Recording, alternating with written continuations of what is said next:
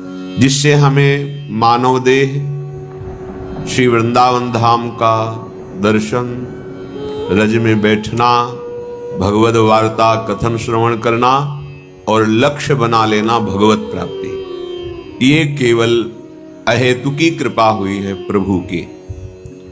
कृपा पात्र ही प्रभु की बात और प्रभु की कृपा का अनुभव कर सकता है, अन्यथा बहिर्मुख माया ऐसे आकर्षण करती है कि हमारा समय इसी आकर्षण में नष्ट हो जाता है। जैसे कोई मदिरा पिए हुए उन्मत्त हो, उसे भान नहीं रहता कि मैं क्या बोल रहा हूं, क्या कर रहा हूं, कहां बैठा हूं, कहां पड़ा हूं। ऐसे ही ये माया काम की मदांधता, क्रोध की मदांधता, मोह की, मत्सर की, अभिमान की एक वृत्ति है, अनेकों वृत्तियां हैं जो हमें मतवाला उन्मादित करके ऐसे आचरण करवा देती है जिससे हम अशांत, क्लेशित, दुखी होकर के भटकते रहते हैं। देखो, विचार करके शुद्ध बात को समझो।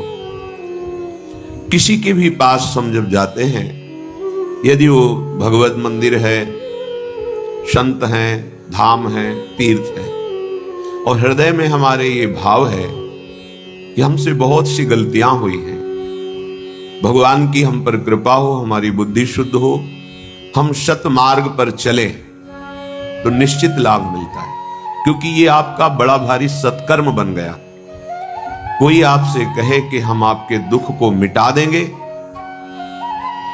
वो तो एकमात्र भगवान समर्थ हैं, वो ऐसा कर सकते हैं। या भक्तजन भगवान की प्रार्थना करके उनसे ऐसा निवेदन कर सकते हैं, अन्यथा सिद्धांत में, शास्त्रीय सिद्धांत में कहीं ऐसा कोई विधान नहीं पाया गया कि कोई बड़े से बड़े देवता अपने बल से तुम्हें दुख रहित कर दे। बहुत विवेक से सुनोगे तो समझ में आ जाएगा। ये जो हमारे वर्तमान तात्कालिक दुख हैं, ये हमारे पूर्व कर्मों का फल है, और कर्मों से मुक्ति दिलाने की सामर्थ्य एकमात्र भगवान श्री हरि और अभेद रूप भगवान हर महादेव, बस। अन्यथा आपके सुकृत कर्म का फल वो दे देंगे।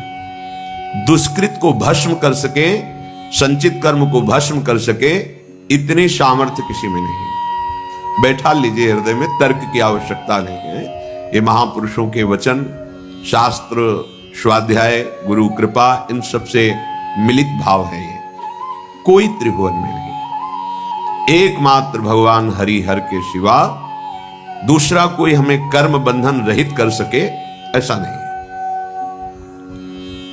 हम जब आशीर्वाद मांगते हैं, किसी से कृपा की याचना करते हैं, तो उसका आंतरिक शास्त्रीय सिद्धांत का भाव यह है कि आप कृपा करो, हमारी बुद्धि शुद्ध हो जाए। शुद्ध बुद्धि शास्त्र के अनुसार चले, आपकी आज्ञा के अनुसार चले, भगवत चिंतन परायण रहे, एकमात्र आशीर्वाद। और ये मांगो या ना मांगो, संत महापुरुषों के हृदय में इस आशीर्वाद देने की पुलक रहती है। बिना मांगे वो आपको दे देंगे, बस आप स्वीकार कर लीजिए। और जो कहीं ये भ्रम हो कि नाना प्रकार के दुख सुख, नाना प्रकार के मान अपमान, लाभ हानि ये और कोई मिटा देगा, तो भ्रम में मत पड़ना। आपका ज्ञान ही आपको इन द्वंद्वों से मुक्त करेगा, दूसरा नहीं। अगर ऐसा होता तो ऐसे सिद्ध महापुरुष हुए हैं ज्ञान में जो साक्षात चलते फिरते ब्रह्म रूप, और भक्ति में जिनके अधीन भगवान है। पर ऐसा देखा गया कि जो उन पर श्रद्धा करके, उनकी आज्ञा का पालन करके साधना की, वही द्वंद्वों से मुक्त हो गए। अन्यथा समीप रहते हुए भी वो स्वाद नहीं ले पाए, परमार्थ का रसास्वादन नहीं कर पाए। तभी तो ऐसे महापुरुषों के साथ अभद्र व्यवहार साथ रहने वालों ने किया। उन महापुरुष के आंतरिक रस को, बल को वही पा सकता है जो उनकी आज्ञा के अनुसार उपासना करे। ये सिद्धांत है। तो ये भावना लेकर के हम विषयाचरण करें, अधर्माचरण करें और कहीं जाएं और कोई हमें सुख प्रदान करे, तो इस भ्रम को आप मिटा देना। दुख सुख से निवृत्ति आपके ही ज्ञान से होगी। आप अपने ज्ञान के द्वारा अपना उद्धार कर लीजिए। आप अपने ज्ञान को जागृत करते हैं शास्त्र स्वाध्याय से, संत समागम से। अगर आप अपने ज्ञान को ढके रखेंगे और अज्ञान की वृत्तियां बढ़ाएंगे तो देखो सर्व ज्ञान समुद्र भगवान हृदय में बैठे, फिर भी आप शोकित हैं, दुखी हैं, परेशान हैं। बात को समझिए, कहीं कोई दूसरा उपाय नहीं है। भगवान स्वयं बोले गीता जी में, देवी हृषा गुणमयी मम माया दुरत्तया मामेव ए प्रपद्यन्ते माया मेताम तरन्ति। ये बात तुम्हारी समझ में नहीं आ रही कि एकमात्र कह रहे हैं मामेव ये प्रपद्यन्ते। संत महापुरुषों की कृपा होती है कि वो हमारी बुद्धि को अपने कृपा बल से भगवान श्री हरि के चरणों में लगा देते, बस एकमात्र। और तो सब व्यवहार है, प्रपंच है, द्वंद है माया का। संत समागम का सीधा फल है सत्संगति संस्कृति कर अंता। आवागमन, जन्म मृत्यु, दुख सुख, लाभ हानि, ये जो संस्कृति चक्र है, इससे हम मुक्त हो जाएं तो संत कृपा हमारी बुद्धि को प्रभु चरणारविंद में लगा देती है। ये बात होती है। हम सोचें कि कोई विषय सुख, इसलिए जो मानाभिमानी जन होते हैं, विषय सुख आकांक्षी होते हैं, 4 दिन उनकी श्रद्धा दिखाई देती है, इसके बाद गायब हो जाती है। क्योंकि असत पदार्थों की लाभा आकांक्षा रख करके आप सत मार्ग में कैसे आगे बढ़ सकते हैं? इसके लिए तो दोनों भावों का त्याग करना पड़ेगा, सुख भाव का और दुख भाव का। तभी आप सच्चिदानंद परम प्रेम रस महासुख की प्राप्ति कर पाएंगे। श्रीपाद कह रहे हैं, मानापमान कोटि भीर क्षुभितात्मा समस्त निरपेक्षा वृंदावन भुवि राधा नागर माराधये कदा मुदित। हे भाई, परमानंद का मार्ग दुख सुख दोनों से परे है।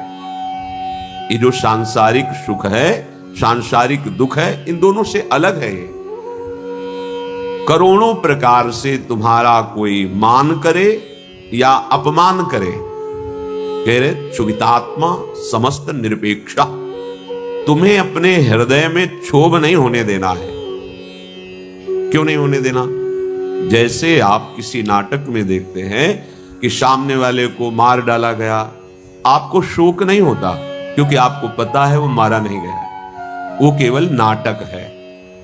ऐसे ही यहां जो जिसे जीव कहते हैं, वो भगवान सच्चिदानंद का अंश है। उसे कोई ब्रह्मास्त्र दिव्यास्त्र भी छेद नहीं सकता, मार नहीं सकता। ये मरने का नाटक है, शरीर छोड़ना, जिसे लौकिक भाषा में कहते मर गया। कुछ नहीं मरा। पंचभूत पंचभूतों में और भगवान का कर्मानुसार आगे दूसरे शरीर में, जैसे ट्रांसफर होता है सरकारी आदमी का, एक ऑफिस से दूसरी ऑफिस जाता रहता है, वहां उसको सुविधा मिलती है, गाड़ी बंगला आदि आदि, बस बदलता रहता है। अगर कृपा करें और ये बदलाव और आगे बढ़ाना बंद करके अपने चरणों के पास रख ले तो हम परम सुखी हो जाएं। इसके लिए हमें द्वंद्वों का महत्व मिटाना होगा। अगर मान का आप सुख लेंगे तो अपमान बहुत दुख देगा, राग का सुख लेंगे तो द्वेष बहुत दुख देगा। ये दुख सुख कब तक भोगते रहेंगे? ये अज्ञान के कारण ऐसा अनुभव नहीं। हमारा स्वरूप सहज सुख राशि है। सहज शब्द का अर्थ होता है बिना किसी साधना के, बिना किसी चेष्टा के, बिना किसी कर्म के स्वाभाविक परमानंद। ये हमारा स्वरूप है। जो हमको किसी क्रिया से सुख प्राप्त होता है वो सात्विक सुख होता है, भगवदानंद नहीं। भगवदानंद स्वाभाविक है, सहज है। इसीलिए हमारी लाडली जू का एक नाम है सहजानंद वर्षिणी, सहज में आनंद की वर्षा करने वाली। अब ये सहज शब्द से हमारा परिचय नहीं तो लगता है बिना क्रियाओं से क्या हो जाए। जैसे कोई कहता है कि क्रियाओं से क्या हो जाएगा, हमने विचार करके देखा है, सत क्रियाओं से बुद्धि पवित्र होती है, असत क्रियाओं से बुद्धि गंदी होती है। गंदी बुद्धि का गंदा निश्चय होता है, पवित्र बुद्धि का दिव्य निश्चय होता है। बस इतना हुआ क्रियाओं से। और बुद्धि का जब परमात्म स्वरूप में निश्चय होता है तो बुद्धि बुद्धि नहीं रह जाती, वो कृष्णाकार हो जाती, भगवदाकार हो जाती। यहीं से परमानंद की अनुभूति प्रारंभ होती है। जो क्रियाओं से बुद्धि को पवित्रता मिलती है वो साधु समागम से एक क्षण में मिल जाती है। विश्वसनीय श्रद्धावान एक क्षण में अपनी बुद्धि को उतना पावन कर लेता है जो बहुत वर्षों तक तीर्थ और सत्क्रियाएं की जाए तब बुद्धि पवित्र होती। वो साधु समागम से एक क्षण। इसीलिए व्रतानि यज्ञ छंदांसि तीर्था नियमा यमा यथा वरुंधेत सत्संगा सर्वसंगोपहो हिमाम। सत्संग के बराबर किसी को नहीं रखा गया। व्रत नियम तीर्थयाटन वेदों का स्वाध्याय दान पुण्य ये सब एक तरफ और साधु समागम एक तरफ। एक क्षण में बुद्धि को इतना पावन कर दे कि वो प्रभु प्यारे लगने लगे, अपने दोष अपने को चुभने लगे, असहनीय हो जाए। ये साधु समागम का ये आशीर्वाद है, ये कृपा है, ये फल है। मांगने की जरूरत नहीं है। आप श्रद्धा विश्वास पूर्वक साधु समागम करें तो ये आपके अंदर आने लगेगा। देखो परम साधु श्रीपाद प्रबोधानंद जी कहे, मानापमान कोटि भीर, करोड़ों प्रकार से तुम्हारा कोई मान कर। ये बिल्कुल ऐसा ही नाटक है जैसे सिनेमा में आप देखते हैं, बिल्कुल ये माया का सिनेमा है। ना मान की यहां सत्ता है ना कोई अपमान की सत्ता है। पीछे जन्म में हमारे कितने दुश्मन थे, कितने मित्र थे, कितना परिवार था, कितना बैंक बैलेंस था, कितना हम ग्रेजुएट थे, सब खत्म। अगर भगवत प्राप्ति नहीं तो इस जन्म का भी सब खत्म प्रयास। तो ऐसा खेल खेल रहे हैं कि वो सब खत्म हो जाता है, फिर नया। तो ऐसा खेल खेलो जो खत्म ना हो। वो क्या है? भगवत स्मरण, भगवत आश्रय, प्रभु की आराधना। मानापमान कोटि भी रक्षु। ये जो हमारे अंदर क्षोभ पैदा होता है किसी भी विषय से, ये अज्ञान से होता है, ये किसी के आशीर्वाद से नहीं मिटेगा। बड़ा आश्चर्य लगता है कि समझते नहीं। आप आशीर्वाद दे दो हमारा मन शांत हो जाए, कोई आशीर्वाद नहीं है। भ्रम में मत फंसना, बात समझना पड़ेगा। आपको विवेक के द्वारा आपको अपनी बात काटनी पड़ेगी, तब आपको शांति मिलेगी।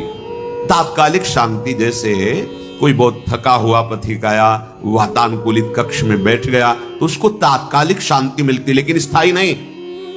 ऐसे ही आप संसार से भटकते हुए जले हुए अशांत आए, संत महात्माओं के दर्शन की सभा में बैठे, आपको एक शांति मिली, स्थायी नहीं है।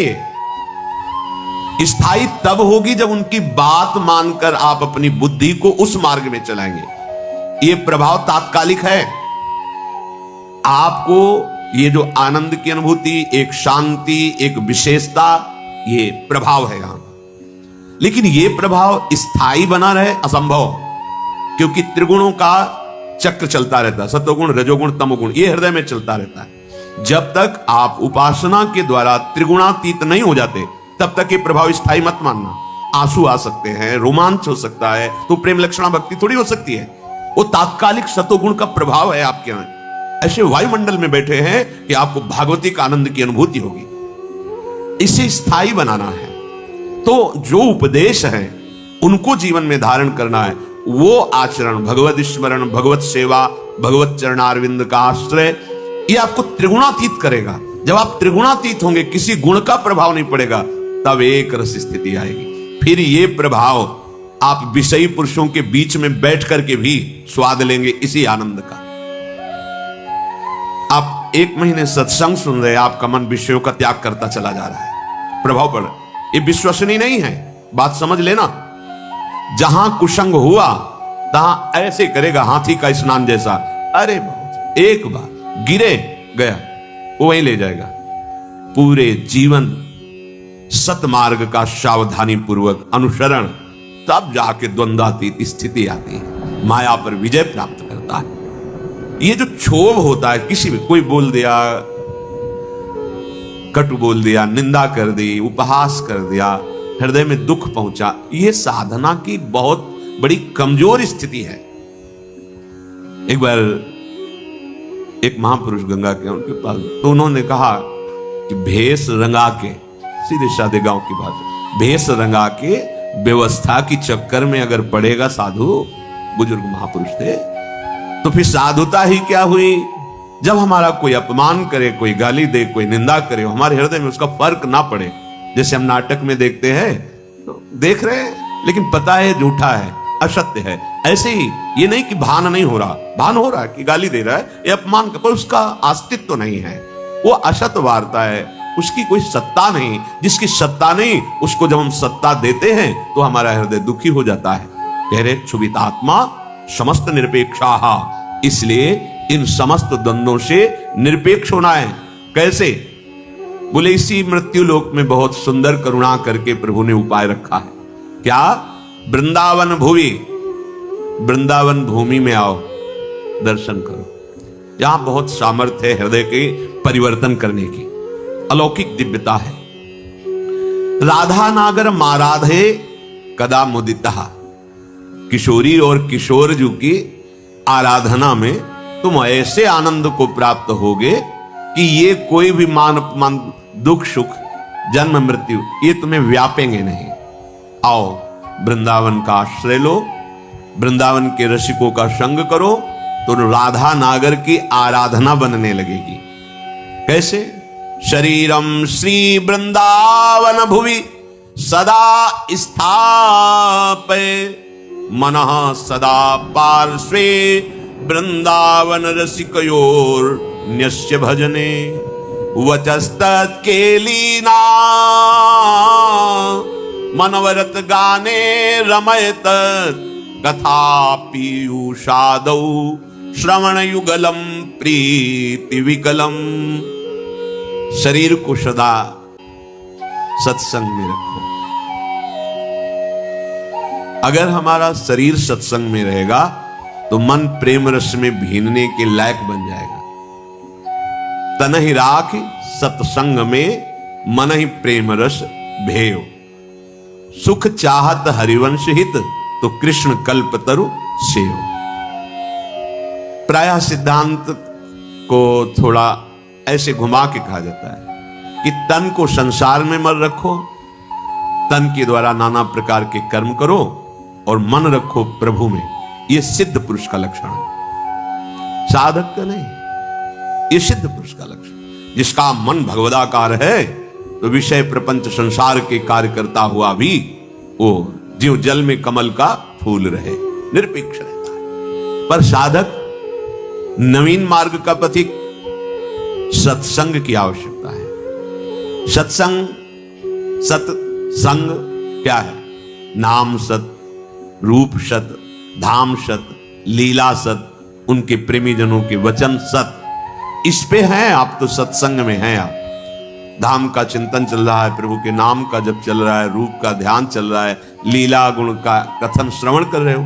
कथा पीयूषादौ श्रवण युगलम, अपने दोनों कानों से युगल चंद श्यामा श्याम की कथा, गुण लीला चरित्र, इनका हम पान कर रहे हैं। ये देह वृंदावन रज से युक्त है, वृंदावन का आश्रय है, तो स्थापय मना सदा पार्श्वे, हमारा मन सदैव प्रियालाल के पार्श्व में समीप में विराजमान रहेगा। मन ही प्रेम रस भयो।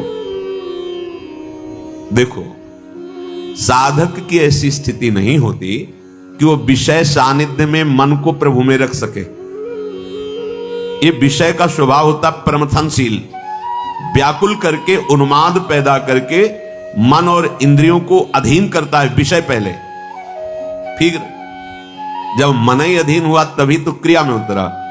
लेकिन सिद्ध पुरुष की ऐसी स्थिति नहीं होती। एक बार विदेहराज जनक से किसी महात्मा ने पूछा कि आप तो पूरा राजकाज संभालते हैं, पूरा रजोगुण का वैभव है, राजसी वैभव, आप विदेह कहे जाते हैं, कैसे विदेह? उन्होंने कहा कि ठीक, किसी समय बताएंगे, अभी तो अंदर से नहीं आ रही प्रेरणा, बताएंगे। क्या जनक जी उसी समय नहीं बता सकते? बता सकते थे, पर जब उससे प्रमाण के सहित तब पता चलता है। जाओ आज प्रसाद पाकर शयन करो, प्रेरणा होगी हम बता दें। शयन कक्ष में बड़ी सुंदर राजा की सैया जैसे महात्मा को शयन करो। अर्धरात्रि में रानी से कहा जाओ, आज्ञा है, शयन करो जाके उनके साथ। जब ही देखा स्त्री को, बड़े संयमी महात्मा थे, वो जितना इधर शकील थे और नजदीक, दीवाल की तरफ मुंह करके समय व्यतीत किया। सुबह आए, बड़े गुस्सा से बोले, ये क्या तरीका है आपका? जानते हो हम संत हैं। तो क्या हुआ महाराज? शायद वो आपकी पत्नी ही थी, सैया में जाके लेट गई। फिर क्या हुआ? फिर हम शकीलते गए। फिर क्या हुआ? जब दीवार मिली तो उधर मुंह करके पड़े रहे। फिर कोई आपको परेशानी नहीं हुई? बोले हमने पीछे फिर देखा ही नहीं, दीवार की। तो तुमने उस शरीर को दीवार क्यों नहीं मान लिया? उस शरीर को स्त्री शरीर मान करके भय करते रहे, दीवार में आप संतोष कर लिए। अगर उसे ही एक दीवार समझ लेते और आप यथावत अपनी शांति बनाए रखते। बोले ऐसा कैसे हो सकता है? बोले ऐसा हो सकता है जब एकाकार ब्रह्म स्थिति होती है। एक दिन वो आए तो देखा संतों के लिए वहां कोई रोक टोक नहीं थी। जनक जी अपने निज महल में शयन कर रहे थे, उन्मनी अवस्था थी। एक हाथ स्त्री के वक्षा स्थल पर और एक पैर हिलक गया था, तो नीचे सर्दी का समय था, अंगीठी उसके ताप में वो जल रहा था। दौड़ के गए, चरण हटाया। महाराज वास्तविक उनको होश नहीं था। ना स्त्री के वक्षा स्थल के स्पर्श का सुख था और ना अग्नि के ताप का भान था। ब्रह्माकार वृत्ति, ये सिद्ध पुरुषों का सहज स्वाभाविक स्थिति होती, मन का प्रभाव होता है कि वो अपने आराध्य में अब वो विषयान ग्रहणंतु मुंचन्तु वा, वो तुम्हें दिखाई दे रहे हैं विषय सेवन करते हुए या प्रपंची लोगों के बीच में, उनकी एक रस स्थिति रहती है। पर साधक को, उपासक को मन को प्रभु में स्थापित करना है, क्योंकि वो विषयों में, तो इससे सावधान होकर सत्संग करना है। केवल वार्ता ही सत्संग नहीं कहलाती, इसका मनन करके आचरण में उतारना। शत हरि नाम है, शत हरि धाम है, सत हरि रूप है, सत हरि लीला है, सत हरि भजन करने वाले भगवत प्रेमी महात्मा जन हैं। इनका चिंतन सतत रहना, ये सत्संग है। तो सतत तभी रह सकता है जब तन ही राखे सत्संग में, तन को अधिक से अधिक सत्संग में रखा जाए। ऐसे मित्र हो, ऐसे कुसंगी भोग हो, ऐसे कुसंगी दृश्य हो, कुसंगी वार्ता हो, फिर आप सोचो हम मन प्रभु में लगा ले, तो समझ में ही नहीं आएगी ये बात। इसीलिए कह रहे शरीरम श्री वृंदावन भुवि सदा स्थापे, तो मनः सदा पार्श्वे वृंदावन रसिकयोर न्यस्य भजने। जो रसिक महापुरुष युगल सरकार के भजन रस में डूबे हुए हैं, मन उस रस में पहुंचने लगेगा। जब आप रसिकों का संग करोगे, वृंदावन की रज लगाओगे, वचस तत्केली नाम नवरत गाने रमय तत्, वाणी का नियम बना लो। हम अपनी जबान से किसी की निंदा नहीं करेंगे, प्रपंच की वार्ता नहीं करेंगे, आवश्यक बात बोल करके फिर नाम जप करेंगे या वाणी। अगर बात आपको समझ में आ जाए तो ये जो श्रीमद् चतुराशी जी है, इसके जो पद है, पहली बात तो तुम्हारा कोई भाव न बने, कोई श्रद्धा न बने। और अगर एक बार 84 जी का पाठ 24 घंटे में कर लेते हैं, 45 मिनट लगेंगे रफ्तार से करने, थोड़ा आराम से गाएं 1 घंटा, और अपने लोग जैसे मस्ती से गाते हुए परिक्रमा लगाते तो 1.25 घंटे में पूरा से आराम। एक 84 जी का पाठ करने वाला कभी 84 लाख योनियों में नहीं जा सकता। ये उन महापुरुषों के वचन हैं जिनके अधीन प्रियालाल है। छुटी 84 भ्रमंते निर्खय जुगल किशोर। कम से कम 84 लाख योनियों के दुख से तो आप मुक्त होना चाहते, नहीं प्रिया प्रीतम को देखना चाहते, नहीं सेवा चाहते, तो दुख से तो निकलना चाहते। वाणी जी अमोघ है, गुरु कृपा से ही बात समझ में आती है। अगर चतुराशी जी के किसी भी पद को आप कंठस्थ कर ले, कोई एक पद, और उसी को 100 बार 200 बार अंदर अंदर गुनगुनाइए, फिर आप देखिए कैसे आपका हृदय निर्मल होता है, कितनी जल्दी आपके अंदर भागवतिक सद्गुण आते हैं। आप कीजिए, घंटों चलते हुए प्रपंच की वार्ता कर लें, पद नहीं गुनगुनाएंगे। व्यर्थ में बैठे मन कल्पना में घूम रहा है, उसको डांट करके नाम में नहीं लगाएंगे। देखो, अगर सुख प्राप्त करना, इसीलिए हम प्रायः आपसे प्रार्थना करते रहते हैं कि आशीर्वाद, ये कोई कृपा या कोई पदार्थ दे दे, इस भ्रम में मत रहना। ऐसे ऐसे महापुरुषों के दर्शन हुए हैं जो गुरु कृपा से, इष्ट कृपा से ही केवल उनका दर्शन हो सकता। दिगंबर, शरीर की शुद्ध नहीं, खान पान की, जहां पैर नहीं रख सकते हो ऐसी तपती हुई बालू, उसमें दिगंबर पड़े हैं ब्रह्मानंद में मगन। आप जब तक अपने आप को सतमार्ग में नहीं लाएंगे, भजन में नहीं लाएंगे, असत मार्ग को त्यागेंगे, कोई सुखी नहीं कर सकता, कोई सुखी नहीं कर सकता। ये बात अंदर बैठा लो। कौन काहू के सुख दुख कर दाता, निज कृत कर्म भोग सुन भ्राता।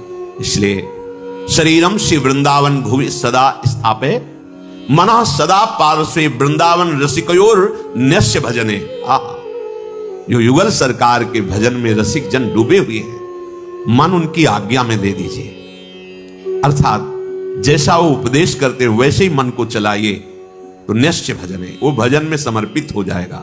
वचस्तत् केली नाम नवरत गाने रमय तत्, वाणी से उनकी केली रस का गान, बड़ा सुख मिलता है श्यामा श्याम को, सबसे बड़ा सुख मिलता है जब उनकी लीला का गायन करके सुनाते हो। जैसे आप गा रहे हो, आज निकुंज मंजू में खेलत नवल किशोर नवीन किशोरी, अति अनुपम अनुराग परस्पर सुना भूत भूतल्प। ये जोरी मुस्कुराती है प्रिया प्रीतम की। बस ये जहां प्रसन्न भये तो क्या होता है, जब राधिका श्याम प्रसन्न भये तो नित्य समीप सुख खेच ले। बस हमारी बात बन गई, हमारे मन को समीप। तो किशोरी मात मानम किमिक्ष कुमारी नुकले, श्री लाडली जी के समीप उनकी सेवा की भावना और भाव देह दोनों प्राप्त हो जाता है। जब लाडली जी घसीट लेती है तो सेवा की भावना और सेवा जिससे संपादित होती है वो देह, जो सेवा संपादन की देह है वो सच्चिदानंद है, पार्थिव देह नहीं, जन्म मरण वाला मलमूत्र बनाने वाला शरीर नहीं, चिदानंद देह। तब वो देख पाता है जो यहां श्रीपाद के सदा पार्श्व, वो देख पाता है अपनी प्राणेश्वरी स्वामिनी के पार्श्व में विराजमान, कैसा अद्भुत सुख। पर वचस्तत् केली नाम नवरत, नवीन नवीन सुख का अनुभव होना चाहिए, तभी मानना हृदय निर्मल हो। एक पद को 100 बार गा रहे तो हर बार आपको नया रस मिल रहा है, नाम जब पे हर बार नया सुख मिल रहा है नाम से, राधा राधा राधा, हर बार एक नया अनुराग पैदा हो रहा है नाम के प्रति, नई आसक्ति पैदा हो रही है। कथा पीयूषादौ श्रवण युगल प्रीति विकलम, जब आप प्यारे जो की रूप माधुरी, गुण माधुरी, लीला माधुरी सुनेंगे तो कह रहे प्रीति विकलम, निश्चित ऐसे प्रेम विह्वल कर देने वाली वृत्ति पैदा होगी। ये काम क्रोध लोभ मोह मद मत्सर, ये राग द्वेष मान अपमान दुख सुख, ये छू ही नहीं जाएगा। आप इतनी ऊंचाई पर होंगे आपके हृदय की भूमिका कि आपका स्पर्श नहीं कर सकते हैं। ये हुआ आशीर्वाद, ये हुआ संत समागम, ये हुआ मनुष्य जीवन का परम लाभ। इसलिए धैर्य पूर्वक चलो, ये आशा मत करो कि तुम्हें कोई महान भक्त कहे, महान संत कहे तो तुम संत हो, तुम्हारा भजन सार्थक। कोई तुम्हें पाखंडी कह दे, गाली दे दे, निंदा कर दे, तो भजन का हमें कोई फल ही नहीं मिला क्योंकि लोग गालियां दे रहे। देखो हमें भजन का फल मिला क्योंकि लोग प्रणाम। ये माया का आखिरी अस्त्र है, कंचन कामिनी कीर्ति। सब रूपों में भगवान इतने रूपों में आके हमें दर्शन दे रहे, दुलार कर रहे हैं, हमें उनके चरणों में प्रणाम करना। मेरे प्रभु इतने रूप धारण करके प्यार कर रहे, भावना अपनी कहीं अहम जनित ना हो जाए कि मैं साधक हूं, मैं भजनानंदी महात्मा हूं, मुझे लोग नमस्कार करते हैं, प्रणाम करते हैं, फिर मार्ग आगे का रुक जाएगा। इसलिए कह रहे निरपेक्ष, समस्त निरपेक्ष एवं नमस्कार प्रणाम, नाना प्रकार की प्रशंसा या कोई आश्चर्यजनक सिद्धियां तुम्हारे अंदर आ रही, सबसे निरपेक्ष रहो, इनका प्रयोग मत करना, तभी तुम श्री जी की सेवा का अधिकार। मित्रों, आशा करता हूं कि यह धार्मिक शिक्षाप्रद कथा आप लोगों को अवश्य पसंद आई होगी। अगर आप लोगों को यह कथा पसंद आई हो तो इस कथा को लाइक करें और अधिक से अधिक लोगों को शेयर भी करें, जिससे कि वे भी इस शिक्षाप्रद उत्तम कथा को सुनकर अपने जीवन को सुखी एवं सामर्थ्य बना सकें। मित्रों, अगर अभी तक आप लोगों ने हमारे चैनल को सब्सक्राइब नहीं किया है तो तुरंत सब्सक्राइब कर लें, जिससे कि नोटिफिकेशन के माध्यम से आप लोगों को हमारे नए नए वीडियोस, शिक्षाप्रद कथाएं तुरंत प्राप्त हो सके और आप उसको सुन करके अपने जीवन को सुखी बना सकें। तो कल फिर किसी नए धार्मिक कथा को लेकर के आप लोगों के समक्ष फिर से प्रस्तुत होंगे। तब तक के लिए राम राम।